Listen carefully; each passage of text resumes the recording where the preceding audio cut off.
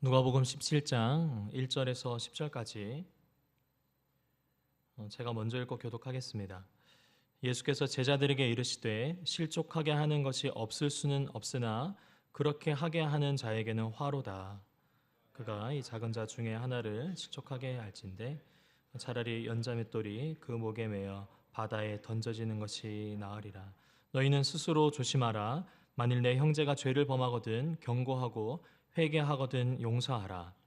만일 하루에 7번이라도 내게 죄를 짓고 7번 내게 돌아와 내가 회개하노라 하거든 너는 용서하라 하시더라. 사도들이 주께 여짜오되 우리에게 믿음을 더하소서 하니 주께서 이르시되 너희에게 겨자씨 하나 만한 믿음이 있었더라면 뿌리가 뽑혀 바다에 심겨라 하였을 것이요 그것이 너희에게 순종하였으리라. 너희 중 누구에게 밭을 갈거나 양을 치거나 하는 종이 있어 밭에서 돌아오면 그더러 곧 와 앉아서 먹으라 말할 자가 있느냐. 도리어 그더러 내 먹을 것을 준비하고 띠를 띠고 내가 먹는 마시는 동안에 수종 들고 너는 그 후에 먹고 마시라 하지 않겠느냐. 명한 대로 하였다고 종에게 감사하겠느냐. 이와 같이 너희도 명령받은 것을 다 행한 후에 우리는 무익한 종이라 우리가 하여야 할 일을 한 것뿐이라 할지니라. 아멘. 오늘 본문 1절에서 예수님께서는 제자들에게 이렇게 말씀하시죠. 실족하게 하는 것이 없을 수는 없다. 그러나 그렇게 하는 자에게는 화다라고 말씀하십니다. 실족하게 하는 것, 원어로 보면 스캔달리조라고 이야기하는데 결국은 누구를 넘어뜨리다의 이야기지 않습니까? 그러니까 우리 삶 가운데 누군가를 넘어지게 하는 일은 어쩔 수 없다라고 다름 아닌 예수님께서 말씀하고 계십니다. 그런데 작은 자 중에 하나를 실족하게 하는 경우에는 차라리 연자맷돌이 그 목에 매어 바다에 던지는 것이 더 낫다라고 말씀하시면서 작은 자를 실족하게 하는 것에 대한 그 위험성의 경고를 이제 하셨습니다. 이어서 예수님은 제자들에게 형제가 죄를 범할 때 어떻게 해야 하는지를 말씀하시는데요. 3절을 보시면 형제가 죄를 범하거든 꾸짖고 회개하거든 용서하라 라고 말씀하십니다. 그리고 이에 대해서 4절에서 더 구체적으로 말씀하시는데 하루에 7번이라도 내게 죄를 짓고 7번 내게 돌아와 내가 회개하노라 하거든 너는 용서하라 하십니다. 이 말씀을 들은 제자들의 반응은 어떻습니까? 그들은 이 예수님의 말씀을 받아들이기 힘들었던 것 같습니다. 그래서 주님께 이렇게 간구하지 않습니까? 5절에 우리에게 뭐를 더해달라고요? 믿음을 더해달라라고 하십니다. 제자들은 진정성 없이 회개를 하는 매번 한 번 하고 또 용서 구하고 한 번 회개하고 또 구하고 그거를 7번이나 하는 이 진정성 없는 회개까지 이렇게 용서해야 하냐? 그리고 그것은 믿음이 큰 자만 가능한 것 아니냐라고 여겼던 것 같습니다. 그런데 주님은 이 문제는 믿음의 크기, 믿음의 양의 문제가 아니라고 말씀하십니다. 6절 다 같이 함께 읽겠습니다. 시작. 주께서 이르시되 너희에게 겨자씨 한 알 만한 믿음이 있었더라면 이 뽕나무더러 뿌리가 뽑혀 바다에 심겨라 하였을 것이요 그것이 너희에게 순종하였으리라. 무엇을 강조하시는 거죠? 작은 믿음, 겨자씨만한 작은 믿음만 있어도 가능하다는 것을 말씀하십니다. 그래서 이 용서는 큰 믿음을 가져야만 할 수 있는 것이 아니라 예수님의 말씀을 신뢰하고 순종하는 작은 믿음으로도 충분히 감당할 수 있다라고 말씀하시는 것입니다. 그리고 덧붙여서 비유로 뭐라고 말씀하시죠? 밭을 갈거나 양을 치는 종이 자기 일을 다 하고 돌아왔는데 주인이 수고했어 여기 와서 먼저 밥을 먹을까라고 하지 않는다는 거죠. 종이라면 주인의 식사까지 다 마땅히 준비를 하고 나서야 식사를 하지 않겠냐라고 하십니다. 그래서 예수님은 이 비유를 통해서 용서에 대한 우리의 자세를 말씀하시는 거죠.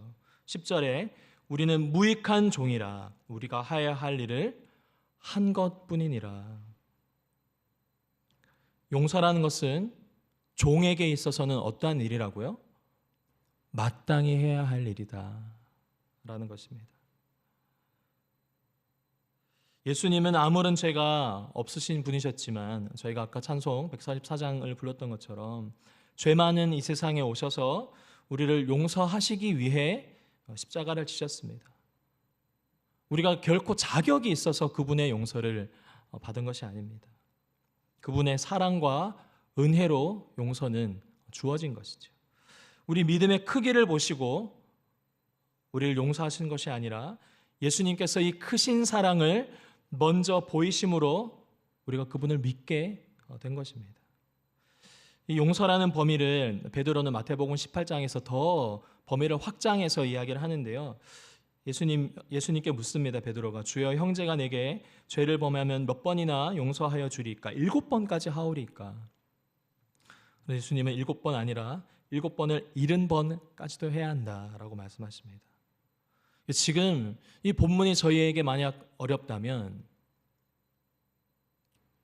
우리의 용서에 대한 계산법은 어느 기준에 있는 거죠?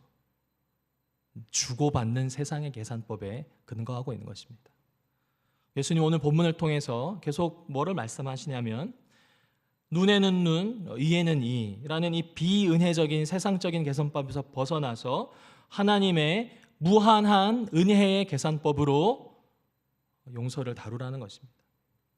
말씀을 정리하면서요, 오늘 본문을 통해서 우리가 기억해야 할 두 가지가 있습니다. 첫째는 우리는 언제든지 타인을 실족하게 할 수 있는 자라는 것을 기억하셔야 합니다.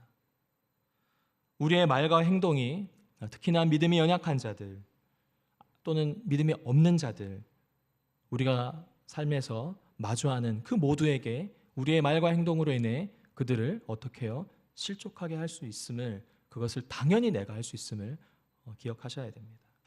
둘째는 우리는 세상의 계산법이 아니라 은혜의 계산법으로 그렇게 살아가야 합니다.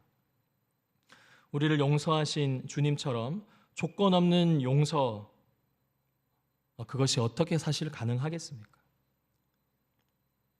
그리스도께서 보이신 십자가의 사랑과 그 은혜로 내가 용서받은 존재구나, 그걸 경험한 사람만이 이 용서를 할 수 있는 줄 믿으시길 바랍니다.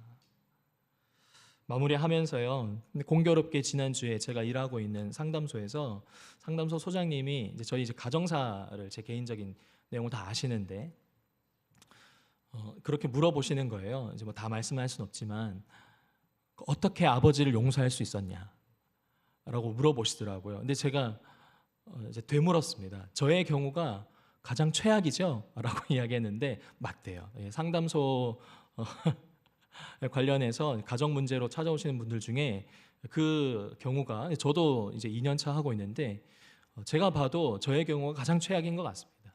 근데 어떻게 용서할 수 있었냐라고 저한테 이제 물어보시길래 제가 뭐라고 말씀드렸냐면 제가 한 게 없습니다. 하나님 은혜입니다. 라고 이야기를 했습니다. 뭐 어떻게 받아들이셨을지는 모르겠지만 저는 그게 정말 진심이거든요. 제가 한 게 없습니다. 아버지를 용서하려고 많이 애썼지만 결국은 여기서 말하는, 성경에서 말하는, 예수님이 말하는 이 용서는 저희가 할 수 없는 영역입니다. 오직 무엇으로 그것이 가능하죠? 십자가의 은혜, 그 은혜로 용서받은 자만이 할 수 있는 영역인 줄 믿으시며 우리의 삶 가운데 특별히 믿음이 연약한 자들을 긍휼히 여기고 그들을 그분의 사랑으로 품으시는 복된 인생 되시기를 예수님의 이름으로 축복합니다. 잠깐 기도하도록 하겠습니다. 하나님 아버지, 주님 그저 무익한 종이나마 마땅히 해야 할 일을 한 것뿐임을 주님께 고백합니다. 누군가를 품고 사랑하고 또한 용서하는 일이 마치 나의 일인 양 여기고 있는 그런 우리의 마음들이 있다면 먼저 용서하신 그 주님의 은혜를 기억하며 우리의 삶의 작은 일에도 사소한 말이라도 주님의 말과 주님의 행동을 닮아가는 모든 성도님들 되게 하여 주시옵소서. 용서할 수 없는 대상으로 말미암아 여전히 힘겨워하고 있는 성도님들 계시다면 그 대상에 집중하는 것이 아니라 우리를 한없는 회개와 용서로 반복하는 우리의 이 죄인된 우리를 용서하시는 하나님의 사랑을 경험할 수 있도록 은혜로 붙들어 주시옵소서. 그렇게 행하실 주님께 감사드리며 예수님 이름으로 기도드립니다. 아멘. 오늘 말씀을 기억하면서 개인과 또 타인을 위해서 함께 기도하면 좋겠습니다. 주님, 제가 할 수 없는 그 일입니다. 그러나 주님이 요구하실 텐데, 주님, 특별히 사람과 관련되어 있는 우리 마음에 여전히 쓴뿌리로 남아있는 영역들이 있다면 주님 마음을 주시옵소서. 또 그 마음으로, 그 은혜로 주님 나를 채워주신다면 주님 더 한 발자국 타인을 향해서 주님 닮아가는 모습으로 살길 원합니다. 우리 자신을 위해서 그리고 타인을 위해서 함께 기도하시고 개인 기도로 하나님께 나아가도록 하겠습니다. 기도하겠습니다. 좋으신 하나님, 우리를 사랑하신 그 하나님의 크기가 주님 얼마나 이 협소한 마음 가운데 담기기 어려운지, 주님 그럴 때마다 거슬리는 영역들, 넘어가기 힘든 지점들이 있습니다. 주님 그럴 때마다